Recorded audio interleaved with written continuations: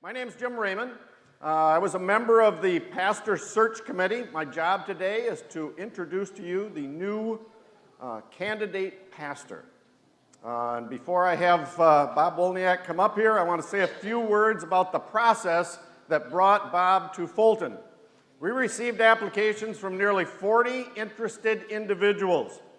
Some were too young, some didn't have the necessary educational background.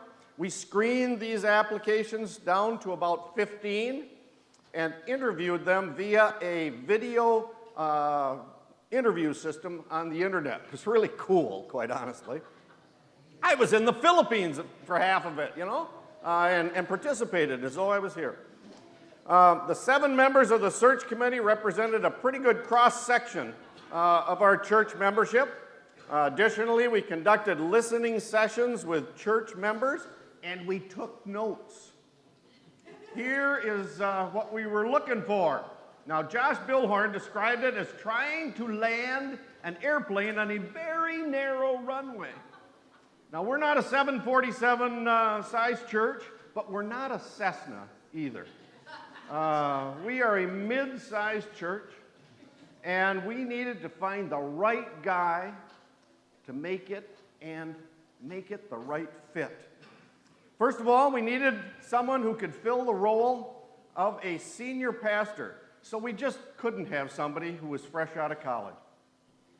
We had to find an individual that had an advanced degree in religious studies.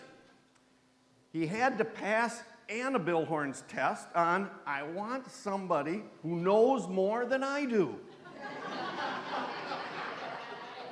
We had to find someone who was fun. Someone who passed Becky Felsted's smile test. If they don't smile during an interview, it tells you something. Now, she's interviewed a lot of people. Our church is a mission church. We needed someone who embraced missions at a time when many churches, honestly, are cutting back on that. We had to find someone who we felt could work well with Jim Salimas. Jim's role in this church is huge. We wanted to find someone who would complement Jim in that work. We had to find someone who openly expressed an interest in being mentored by Larry, as he works in his role here at Fulton. Second page. That's the last page. We had to be able to preach. He had to be able to preach, and we wanted someone who could preach in an expository fashion from the gospel.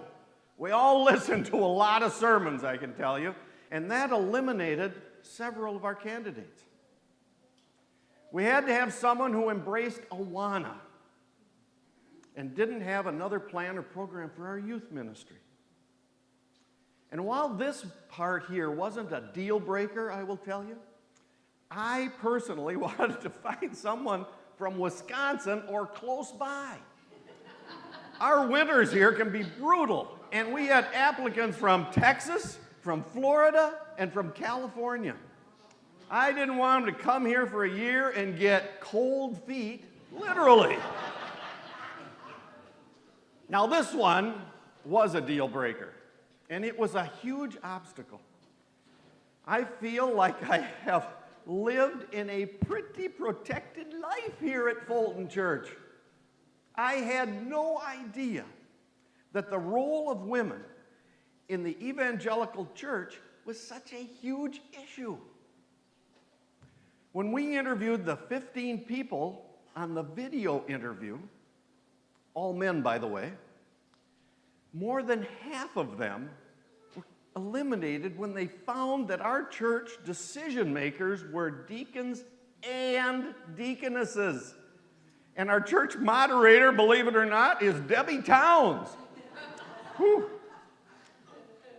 Now, in all of that list of stuff here, I haven't even hit on the fact that we needed a skilled preacher, a natural leader, a servant organizer, and a guy who has an eye on what the future of Fulton Church could be.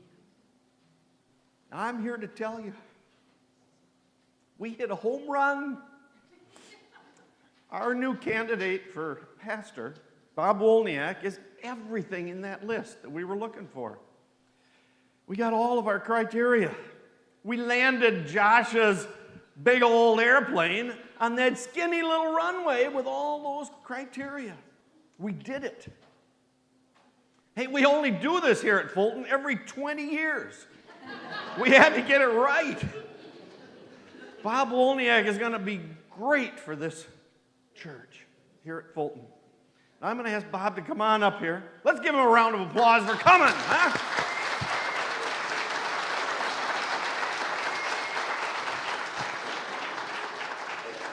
I'm going to ask him a series of questions so we can get to know him a little bit better. And then I don't have to do all the talking. All right. Hey. So here we go, Bob. Are you ready? All right. Tell us about yourself. There's an easy one. I don't know where you grew up. I understand you grew up on a farm. Yeah. Is that right? Woo! How about that? Yeah. Tell us a little bit about yourself. Just the short version, we moved a lot when I was young. My dad's actually from the south side of Chicago. He couldn't stand the fact that where he lived on South Winchester, that he could reach out of his window and shake hands with his next door neighbor. So his desire was always to own property, which he still does. He owns it's no longer a functioning farm, but he has a farm in northern Wisconsin up by Bloomer that's 110 acres.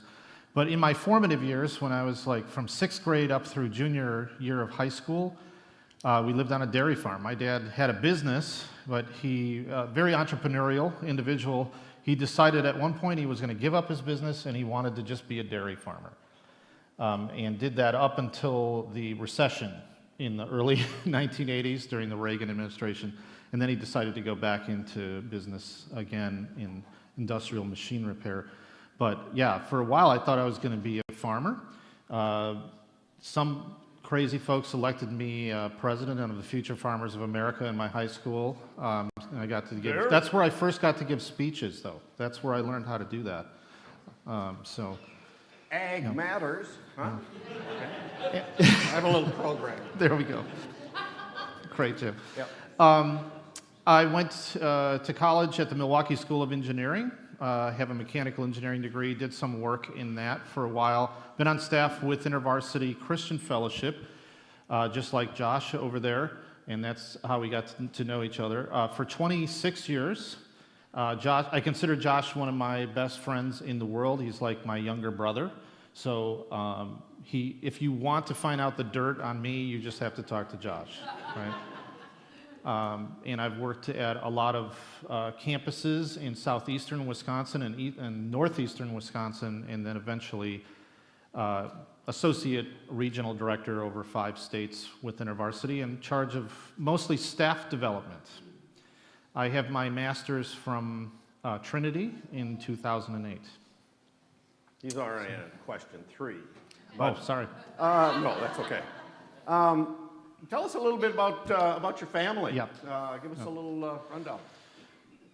So Debbie and I have been married it's going to be 27 years in October 19th. We met through friends in InterVarsity. I thought I was an extrovert until I met Debbie. You'll get a chance to find out more about that. She's extraordinarily gifted, and I do want to say that if you guys approve me to come to this church, that it's not just one person, it's a family. And Debbie has a lot of gifts in doing big events, and especially in the area of marriage. She used to work for Great Marriages and do counseling and ministry in the area of marriage. She currently serves on the national board for NARMI, which is for marriage education and enrichment stuff, and she continues to do that. So that's another benefit that she has. We adopted our children in 2003 from Krasnoyarsk, Siberia, and you're probably wondering how in the world did we get to the opposite side of the globe. It's because we did some missions trips in the former Soviet Union in several locations, primarily in Belarus, but also we traveled to Russia in St. Petersburg and Moscow. And we fell in love with the people there and decided that we wanted to adopt children from there, and that's where the Lord led us. And our children now Daria is 17, and she's at Hillcrest in Minnesota, boarding school, Christian boarding school. Apparently, I met somebody this morning who graduated from there, Lois. Okay, so that's amazing. Oh, there she is, back there. All right, and my son is in the IT industry, information technology, and has his own clients now, and is busy, and he's actually out camping somewhere this weekend. So I think there's a picture of our family at the end of the slideshow that we have for this morning. Maybe they'll dig that up, Yeah. put her up there. The work history, you talked a little bit about that. You have an engineering degree from Yeah. MSOE. MSOE, and we've had pretty good luck with engineers here at Fulton, haven't we? Huh? So nothing wrong with that. Yeah. 26 years, I had 25 years, but 26 years with InterVarsity. Yeah. And I don't know. Anything you want to add to that? That's my second question. Well, here. So when I started, I had a full head of hair and kind of an Italian fro, if you know what I mean. But that many years with college students, yeah, that probably explains a lot. So that's kind of what happened there. It does, but I think when we did the interview process, one of the things that I asked was, you know, you're going to be going from putting together conventions, putting together conferences, putting together stuff where you're speaking to hundreds of people, and coming to our little church here in Fulton. How are you gonna adjust to all of that? Oh, amen. Well, I like to work with teams. I like collaboration. I like to empower and advocate with other people. I really enjoy, the very first time I was ever here, it was already kind of laid on my heart that I like the small town church. And there's a desire within me after a number of years in ministry to hone in on my primary gifts in teaching and preaching, but also to do a lot more face-to-face instead of traveling all the way across the country like poor Josh has to do. Josh just came back from North Dakota this week, so that's a typical thing that we have to do on staff. I'm getting a little tired of all those trips all over the place, and most of my time is online, doing one of those special online things you were talking about. I'm longing for more face-to-face investment in people and settling into a smaller venue. So perfect. Yeah. Now, I said that I read things, and I'm going to read this little piece here because I don't want to screw it up. You know Josh Billhorn quite well.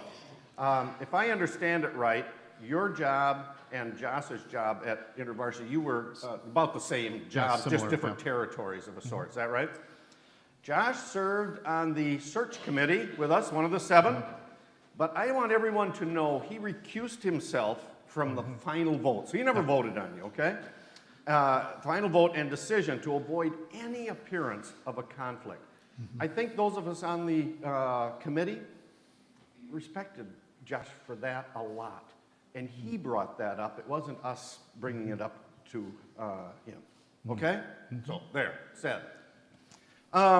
You've kind of already answered my next question, but tell us why Fulton Church looks appealing to you. There's a lot of things that are wonderful about this church, and I hope that I say some of those in the sermon later this morning for those that are coming for the next service. But your commitment to missions is very near and dear to my heart. There's too many churches, my friends out there, that are not deeply committed in their investment to the mission field and what God is doing in the global aspects all around the world.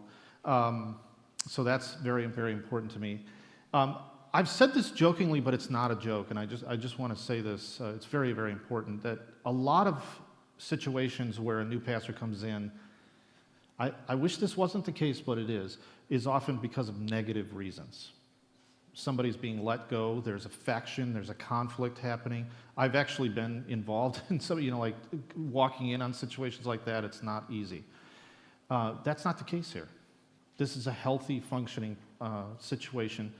And to see a church survive through 2 major building projects, relatively intact, and wow, what a beautiful facility here, speaks to you guys very highly. And it means a lot to me. I could go on for a lot of different things, but I've noticed how much you bless individuals that are very, very different in their gifting, both men and women. That is very important to me after all these years of being in ministry, and that's another thing about this church. And of course, there's longtime friends that happen to attend here as well, including some of my former students way back in the day. And that's also part of it. And being, you talked about Wisconsin being important. It's important to me too. I want to stay relatively near where my extended family is between Chicago, the Twin Cities, and northern Wisconsin. And this is a good location for all of that.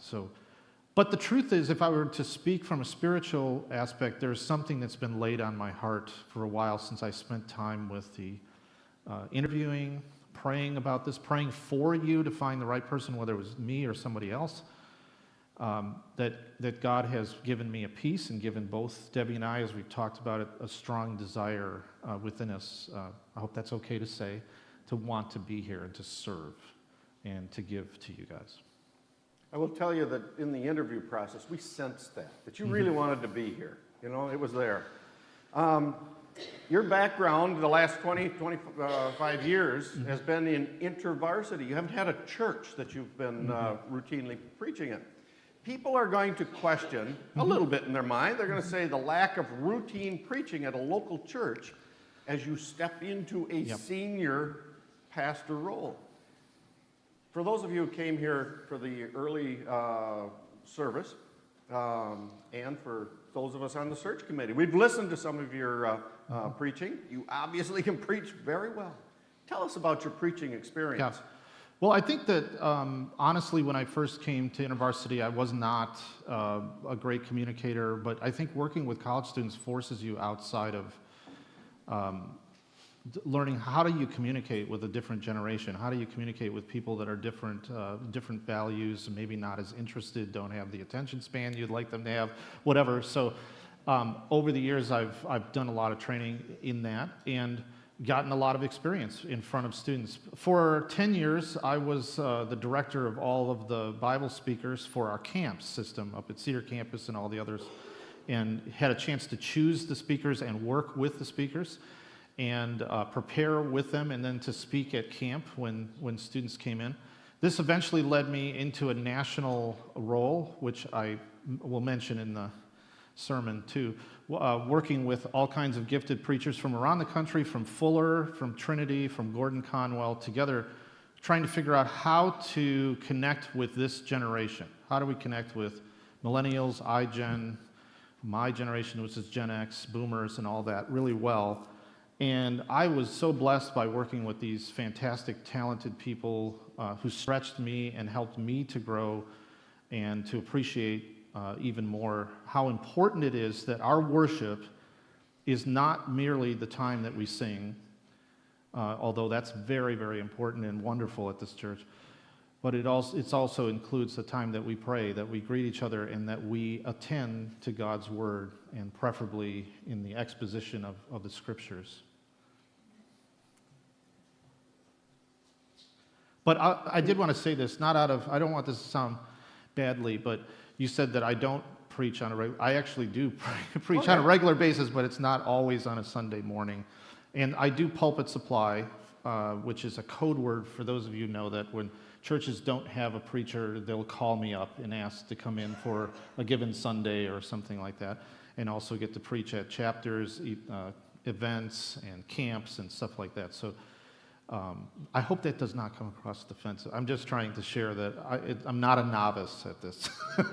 Well, that was obvious. It was obvious to us that we're on the search committee when we listened to some of your sermons, because I honestly didn't know exactly what to expect there, but obviously you have a good background in preaching.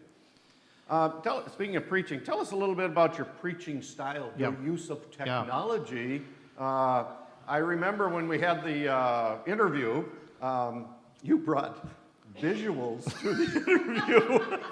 That's me. I have a feeling we may see visuals on a weekly basis. Well, I don't want to scare anybody yet, all right? So, but I do want to say that I think it's really, really important that we connect to all generations. We're in a generation where technology is really a big thing. Attention spans are not as what they used to be. And it's important to cater to all the different people that are there. So, I think it will be helpful occasionally. We'll experiment with it. I will ask for your feedback. That's something I'm going to do. I think it's important to do. But we're going to experiment from time to time with the use of some video here and there to illustrate things. We're definitely going to use a lot of PowerPoint because I'm a very visually oriented person. I was in mechanical engineering. I designed equipment and things, so everything had to be visual. So we're going to be doing more of that. But I actually would say that more important than the visual elements is the response element. So it's very important to me that we create eventually more space after the sermon for different ways that we can respond. Sometimes it's just quiet reflection, sometimes it's prayer. In other cases it's worship, and in other cases there's more tangible means that we can take to respond to God's word so that we don't just come in and walk away and not have been changed, right? So those are some of the things that are important to me when I consider how to prepare in preaching, is thinking about multi-generations and what they need and giving examples from them, and then thinking visually as well as auditory, and then thinking about how well we can respond afterwards instead of just walking out the door. Well, we think of ourselves, I believe, as a multi-generational church, and I think for those of us on the search committee, we felt that was one of the things when God brought you to us. We found somebody who had some maturity, could assume that senior pastor role, and yet at the same time was used to working with youth and getting them connected into the church. So I think that's one of your real strengths. And I did want to say this, that it was important to me. I should have mentioned this before. It just slipped my mind, but this church is committed to Awana. And I was part of a church for a number of years now in Sheboygan that is very deeply committed to Awana. Awana is very important, folks. We sometimes take it for granted. It's incredibly important that we serve young people in the community, and not merely that it's a doorway to the adults. Sure it is. Of course it is. But they're an important age group as well. At our church in Sheboygan that we were a part of, and Debbie and I led a group, adult Bible fellowship called The Mix, they had a very large attendance for Awana, and it was probably the biggest strength of the church. So when I came here and heard about the history that you guys have, and I just watched the video this morning about the Awana camp and everything, that just makes me feel welcome. I'm at home, because I have a similar passionate commitment to that age group. Very good. Can you tell us a little bit about your experience in counseling, marriage counseling, younger staff, those kinds of things? So in InterVarsity, they, for legal reasons, they sometimes discourage us from using the phrase counseling. We'll talk about biblical discipleship, but you know what I mean, wink, wink. We're involved in counseling people all the time.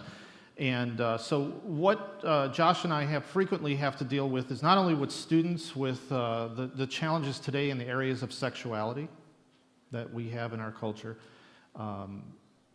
but also with brokenness, dysfunction, family backgrounds, and so on. But take it up a notch, Josh and I are now at the level where we also have to deal with that with our staff. We sometimes have to help staff make those developmental steps. We have to counsel them, mentor them, encourage them in their development both professionally and personally.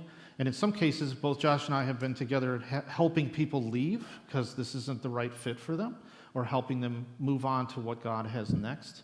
So we've had a lot of experience in that. One of the other places where we've had some chances to do some counseling is God opened the door after we adopted our children, that Debbie and I have had opportunities to sit down with families who've had struggles as their adopted children have gotten older. We haven't had we had a honeymoon period, and then we've had a lot of very intense struggles that it's not their fault, but they often, children that are being adopted from another culture have had a lot of things done to them, and it starts to come out when they get older, when they become teenagers and so on, about their self-worth, and all this addiction issues and so on and so forth. We've had to face some of those things, and so it's been important for us. We've had a lot of friends, both when we first adopted and then later when they started having challenges, just to talk with us about those real life experiences and how do we love in the midst of very difficult things that are going on inside the home and outside the home. That's another place. And then third, I just want to say this mostly on behalf of Debbie, but she, like I said, she worked for a number of years in Great Marriages in Sheboygan County. She's had, her whole career has had stuff to do with marriage. But whenever you say stuff about marriage, you're also dealing with divorce, you're dealing with restoration, you're dealing with brokenness, you're dealing with abuse. And Debbie's had a lot of training. She's dragged me into some of that training at times, and we've had opportunities to do that. And also to do some marriage counseling. And I had the fun of marrying former students of ours from Marquette University this past fall. So that's maybe gives you a hint of some of the places where counseling has already been a part of what I do. But I'm looking forward to continue growing in that as Larry and others mentor me in that here. Good. This is kind of related, but your references, we had to check out references. Your references list you as a Bob, this is a quote, is a gifted teacher and shepherd. This is a compliment you must make you feel good. Tell us about your history in shepherding others. Well, I think one place where I was drawn into InterVarsity is because I enjoy small groups collaborating together to reach out and witness for Jesus Christ and to live out a biblical community. And so I had, in my earlier years on staff, lots of opportunity to actually lead that and work with others and shepherd students as they were growing into learning how to reach out to their friends in the dorms and in the apartments and all those different kind of things. So that was the first place where I think my love for shepherding kind of came forth. I think then later I became very passionate for continuing education and spent many years taking coursework at Trinity and then wanting all of my staff to receive elements of that. So I started working with new staff formation and ongoing development of staff and contributing to that. That's another place where I can both mentor and shepherd other staff and see them step forward and to grow in those places, and both providing the education but also encouraging them into it. And then I think Debbie and I had experience that we were called into in Sheboygan. But we also did a little bit of this when we were at Meadowbrook, where we had an adult Bible fellowship that was intergenerational called The Mix. Eventually had a network of about 60 or so people, and there would be about 40 that would show up on a Sunday morning, and we had activities all week long. And when you do that, you start to shepherd people of all different ages that are dealing with different types of issues. So that's kind of our experience in that. Very good.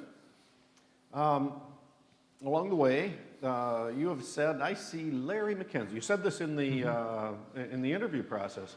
I see Larry McKenzie as a mentor. Someone who can help you understand if the he's willing. Fulton church culture, some of those kinds of things. Yeah. Tell us a little bit about your ideas along that line. I think that you can't be a good leader if you don't know how to follow. And I don't think you can be good at making a transition into another place if you don't understand the leadership that was prior and appreciate what they had. So I've been spending a lot of time actually interviewing people here in this church, and especially the day of the big interview, asking everybody what they most appreciate about their church. And I hope that you will say these things to him on the day that you celebrate him and retire, because it was a beautiful thing to listen to. But then I realized that's definitely a person that I need to spend time with and learn, not just the transition, but I need to spend more time with a person like that to help me better understand. But I don't mean to just limit it to Pastor Larry, although that will be very vital, but I think Pastor Jim, he strikes me as a wonderful, wonderful man. That's another thing. And I think that the deacons and deaconesses, I will learn from those teams. We're going to work together. I'm not going to try to operate independent, or that would be crazy. I think I'm going to have stuff to learn from each one of them as I step into it. Another thing that I already have, though, is in the process of me discerning to leave InterVarsity and come into the pastorate, I began meeting with senior pastors who have a lot of longevity and asking them and having them challenge me and prepare me for things that I'm not familiar with. So with Pastor Gary in Sheboygan, working with me about end-of-life issues, doing a lot of work with me on that. And then with Pastor Brian in Milwaukee at Meadowbrook, talking with him about the transition of coming from another place into a church that you haven't been a part of that has a strong tradition. And I'm going to maintain those mentoring relationships as well. Well, visitations, things like that with individuals, I'm assuming that is probably not in your immediate background. Yeah, too just much. a little, Is that right? just a little bit that I've been invited into, but not on a regular basis. So I'm definitely, when I began getting mentored from Pastor Gary, that was one of the first things we went into, is to say, he asked me, are you all in for this? If you are, we're going to have to spend time doing that. And you're going to have to find if you're called to doing that and helping people in those types of ways. And I think God has opened up my heart to say, that's a place I have to grow, and I want to, and I long to grow in. Fulton Church kind of has a history of being kind of this grace-based church. And a lot of that direction has come from Larry. You sound like you've got a little of that, I don't want to say in your background, but you're a forgiving guy and almost have to be. Yeah, and I think that, again, I'm going to say this during the sermon, I just want you guys to appreciate how different this community is, and I do think you owe your pastor a lot for that. Pastors, I don't mean to leave out Jim, both have a characteristic that we want to maintain here, because so many churches struggle when transitions happen, and so many have conflicts and things. This has been a church that has cultivated gracious but professional behavior here, and we want to retain that. And that's one of the primary areas that I'm going to definitely want to glean as much as I can from Pastor Larry, Pastor Jim, because they clearly demonstrate that in this church. And I'm excited about that. I'm excited that who wants to go to a church where everybody is in the conflict and divisive and so on, but they want to go to a church where people are willing to forgive each other. Well, Jim Salinas has brought a whole new dimension to our church, I think. You will find that he interacts with younger people really, really well. And I think our search committee viewed you as someone who could work with Jim. That there was a kind of a meeting of the minds, perhaps, there that we could build on. I wanted to say that I hope this doesn't come across the wrong way, but some of the church situations I walk into, you wrestle with whether the associate pastor wants you to be there. Do you understand what I'm saying? Or they want your job? I'm just being really honest, okay? From the first moment that I met Jim, I realized that was not an issue, and we are going to connect really, really well. What a great man. And he is characterized by humility, and I am so excited by that. So that's another thing that brings peace to my soul as I consider coming here. Is like you have to dig sometimes for where's the unstated expectations or the conflict, mind for conflict.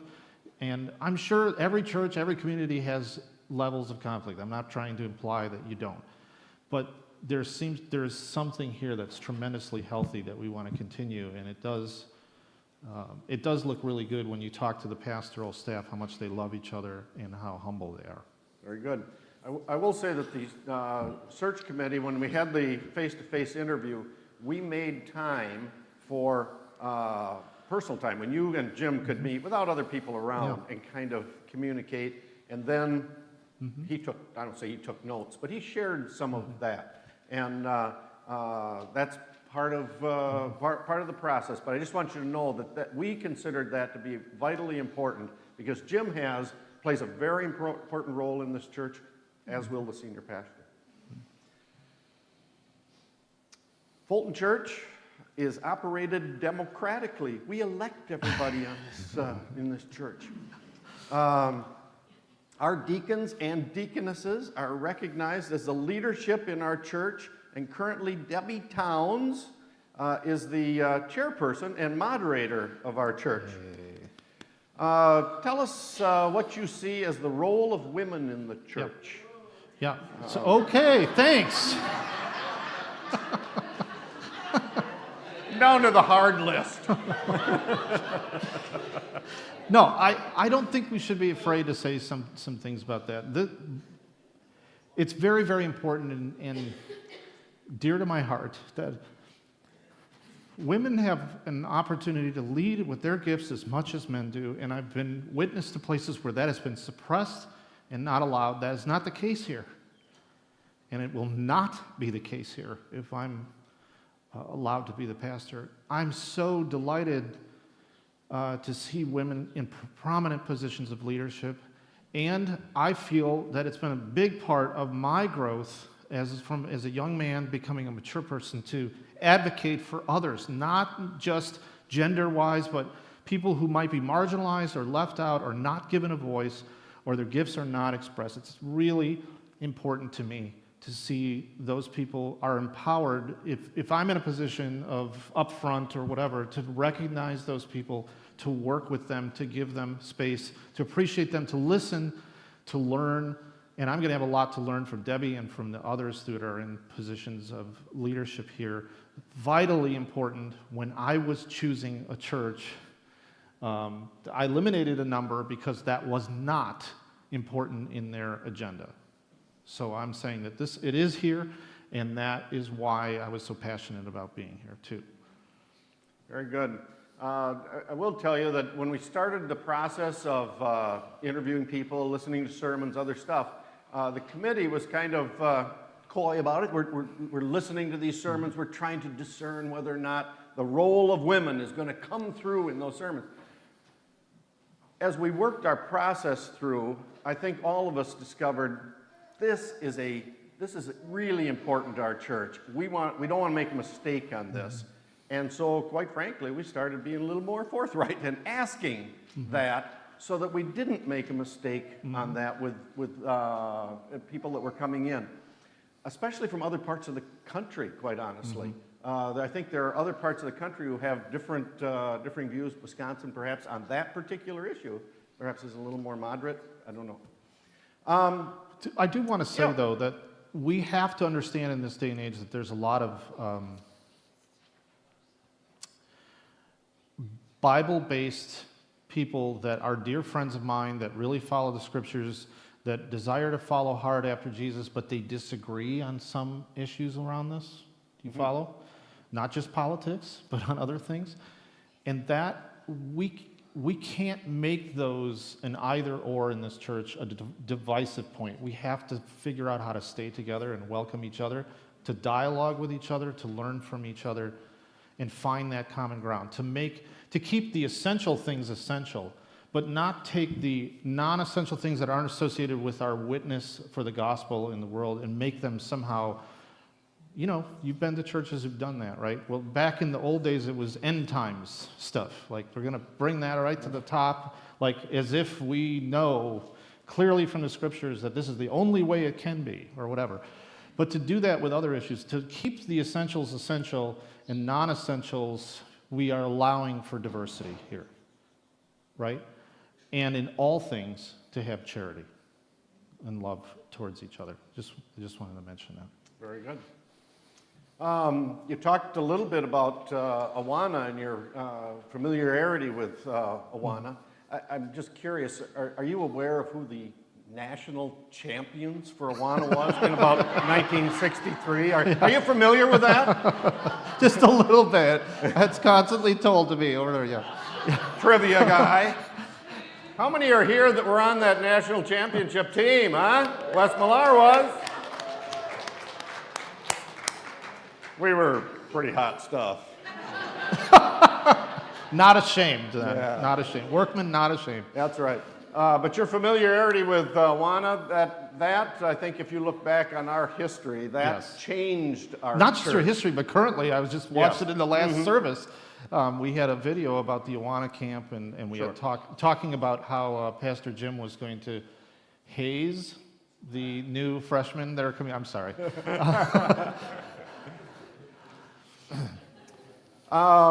Missions, you had touched on that a little bit earlier. It's on my list here as well, but missions have been a vital part of our church for a long, long time, and it has been continually growing. Yeah, it's not a token thing at this church. It's obviously, your congregation, if you don't know this, deeply, deeply committed to many missions, both domestically and internationally. And that is a recognition that you have then as a congregation and in your leadership, that we need to be both mission-oriented, that is sending to other places in the world, but missional to our own culture. That is recognizing we ourselves in this county and Rock County and other places are a mission field as well. And so it's really awesome that the support is going to people who are doing campus ministry like Josh, and people doing local ministries right here in Edgerton and other places, but also internationally.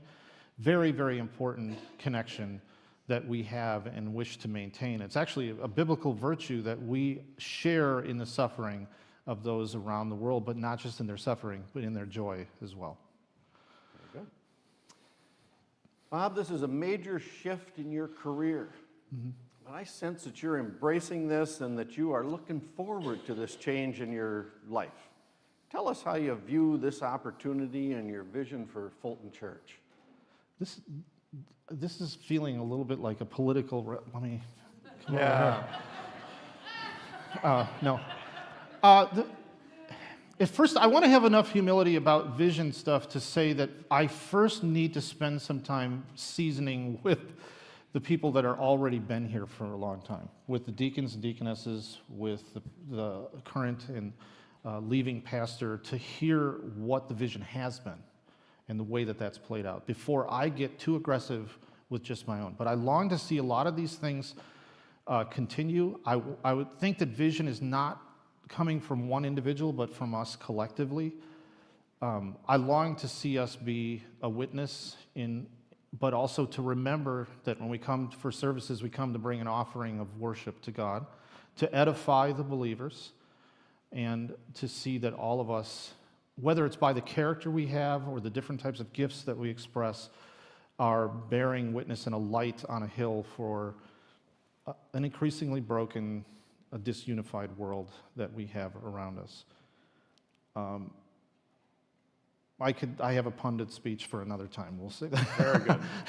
Well, at this time, I'm going to ask Debbie if she'll come up here, and we'll get a chance to meet her. I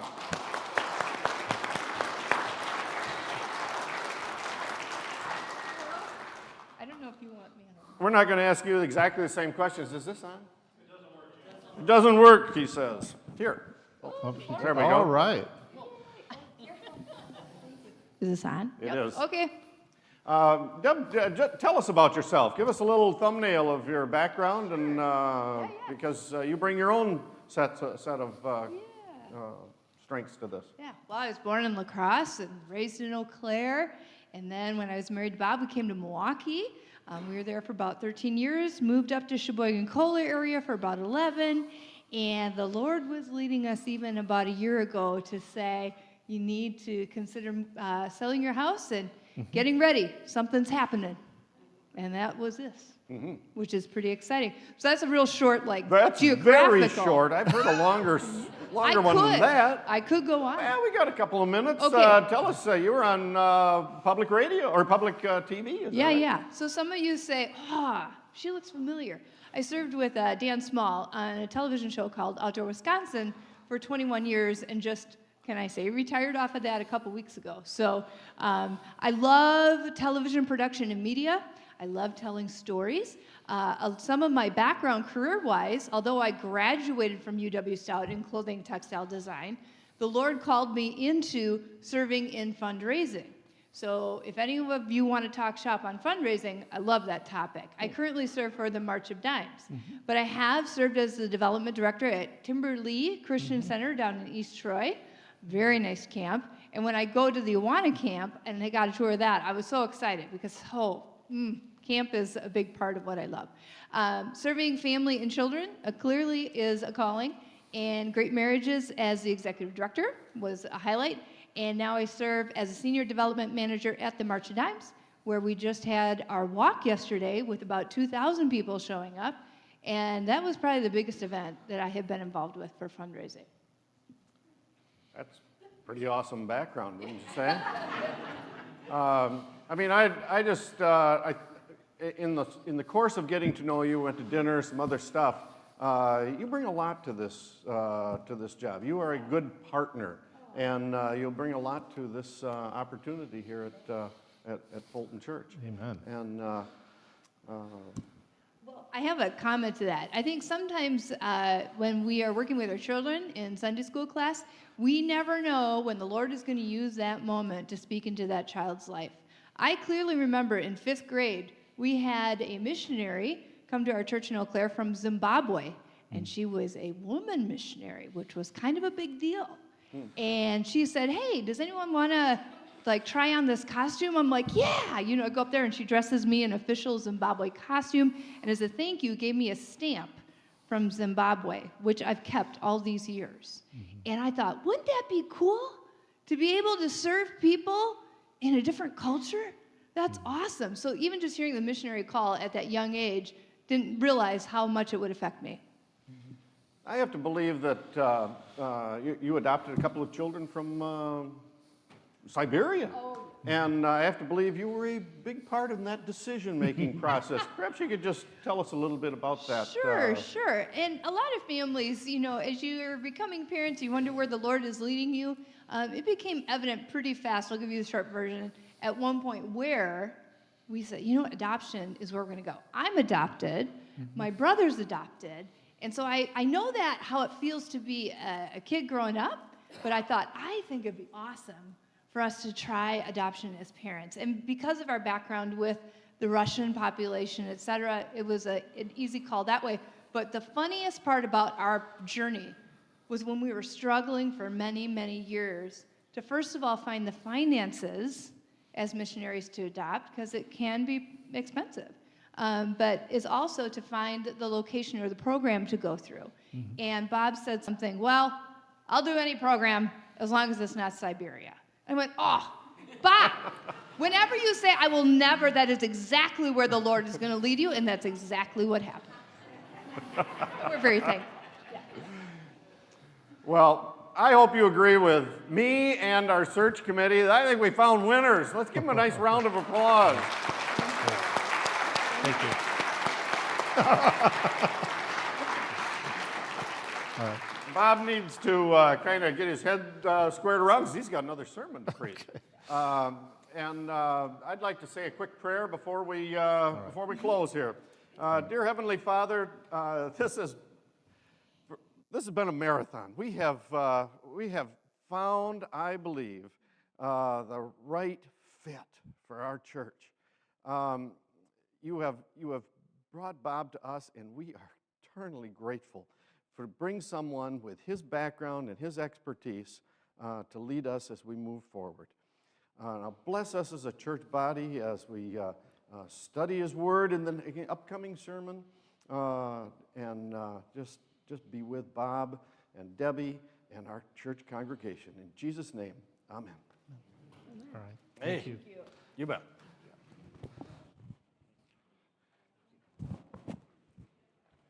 Second service in 10 minutes.